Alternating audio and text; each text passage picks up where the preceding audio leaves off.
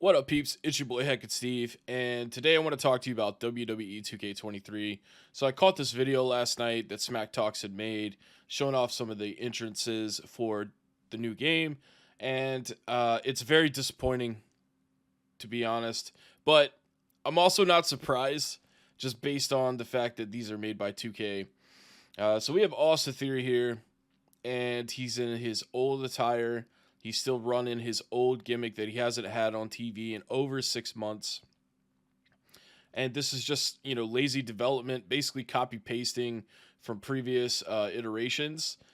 Because, you could fix this in like a day or two. With a whole development team behind you, you could. If you wanted to. They just put, a lot of their focus on everything else, but they forget that it's a product that comes on TV every week, so it needs to reflect current WWE, and it doesn't necessarily do that in a good way. So I had the Icon Edition pre-ordered because I do intend to make content on the channel for like Universe mode and GM mode, but I ended up canceling the pre-order for Icon Edition just because all the extra stuff that it has in it is just not worth it to me. And what I mean by that, the DLC packs didn't actually get revealed until a couple of days ago, and the game comes out next week. So that's clearly not a good sign. Then they finally do show you what you get in the DLC packs, and it's basically 10 good wrestlers that you would actually want sprinkled in, one or two here, through 5 packs that are going to come out over the course of like 5 months. And that's not worth it to me, I haven't thought the DLC packs have really been worth it. There was a couple last year that were, but, one or two good ones out of 5 is still not worth $30. Instead, what I think they should do, man, is they should get rid of this whole season pass thing. Call of Duty, I think, was the first one that started doing that a long time ago, making you buy stuff before you even know what the hell you're getting. And for a wrestling game like this, they really need to switch to kind of like how Rock Band and Guitar Hero did it, where they would sell you individual songs. They should just sell you individual wrestlers for like $2.99 or $3.99 a piece, let you buy who you want, and then just let them carry over into the new games. How Rock Band did. Dude, I've been buying Rock Band DLC for 15 something years. And I have I've spent a lot of money on that over when you think about it as a whole.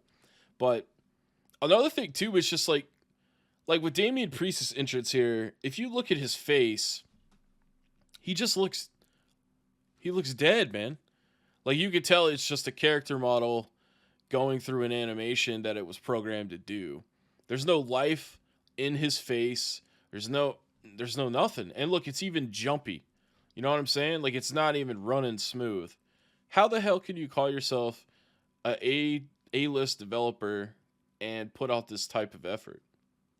That's the same crowd, character models, and animations that they've had for God knows how long. I couldn't even tell you, man. But very disappointed. I mean, yeah, so the graphics are a little bit better. But I just really think this game is going to be disappointing in general for a lot of people. As per usual, we should be used to it by now with 2K.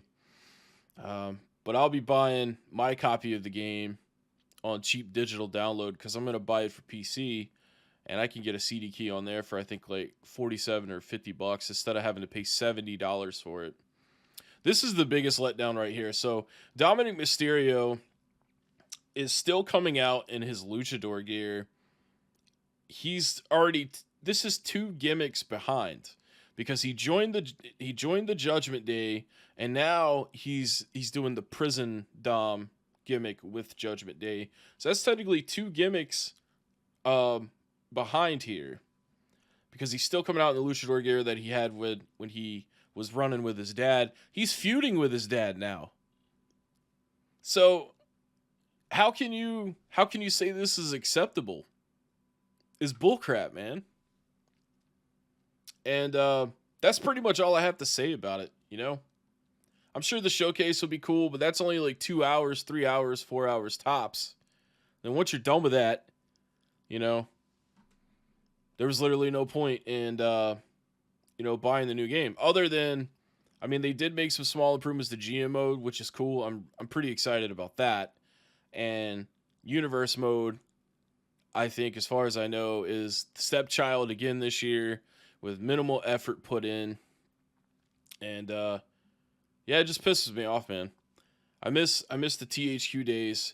They made more of like arcade wrestling games, but you know, it was all killer no filler with those types of releases. Talking about SmackDown 2006, SmackDown 2007, 2008, and then the original SmackDown versus Raw that came out before 2006. That was just like a 4 run.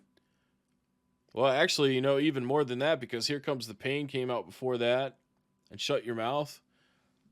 Those were just great wrestling games, and 2K is just. I really hope they lose the license to make these games because someone else needs to do it.